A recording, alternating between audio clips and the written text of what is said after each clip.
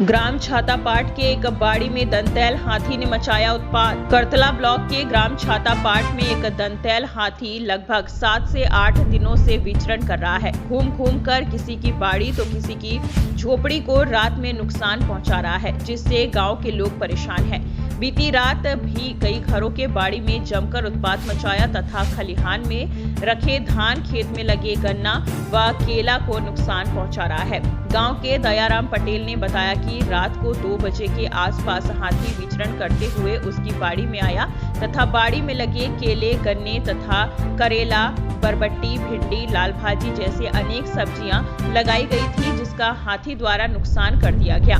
गौरतलब है कि हाथियों का दल काफी दिनों से कुदमुरा रेंज में भटक रहा है, जिसमें से कुछ हाथी वापस धर्मजयगढ़ की ओर चले गए, वहीं कुछ अभी भी कुदमुरा रेंज में है, जिसमें से एक दंतैल हाथी करतला ब्लॉक के छातापाट में पहुंच गया है। वन विभाग द्वारा लगातार हाथियों पर नजर बनाए हुए हैं।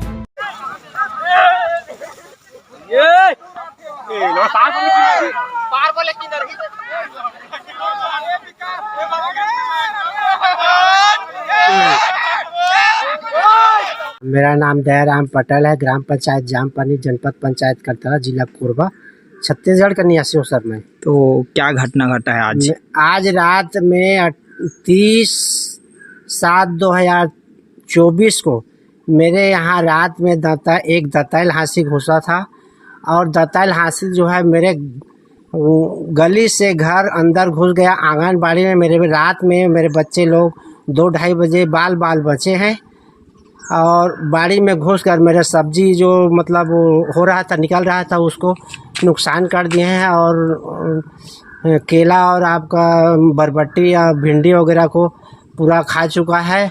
और सुबह आपका वन विभाग के लोग मतलब यहाँ आए हुए थे और मतलब देखकर फोटो खींच कर गए हुए हैं, वो खुद जानते हैं, है ना। और ये दंतैल हाथी जो है 1 सप्ताह हो गया आया हुआ है। शासन प्रशासन द्वारा इसका कोई ध्यान नहीं दिया जा रहा है।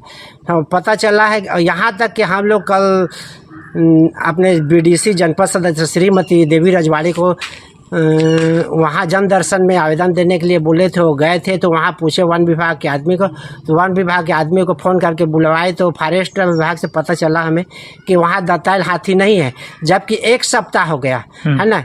तो यही नाराज़गी है मेरे कि शासन प्रशासन जो है, हम मान ले हाथी को हम मार देते हैं, है ना, तो हाथी को मार दे, हाथी मर जाते कोई कारणवश, है ना, तो हमको मतलब जेल भेज दिया जाएगा 2 साल, 4 साल, 5 साल, 10 साल के लिए। मान लीजिए हमारे जान माल बच्चे को मतलब कुछ हो जाता है, हादसा हो जाता है, 2 लाख, 4 लाख, 5 लाख आप मुआवजा दे दें, क्या उसमें हमारा परिवारिश हो जाएगा? तो शासन इसको ध्यान देते हुए, है ना, दंतैल हाथी को तत्काल हटाए यहाँ से। और हमारा खेती बाड़ी भी नुकसान हो रहा है, वहाँ का खेती पहाड़ी किनारे खेती नहीं हो रहा है, यहाँ तक कि आसपास के लोग पूरा परेशान है। आपका लबेद, रामबाटा, रिवाबार, सुपतरई, ढोड़ातरई, छातापाट, आपका जामपानी, कांसी पानी, है ना। तो मैं यही चाहता हूँ।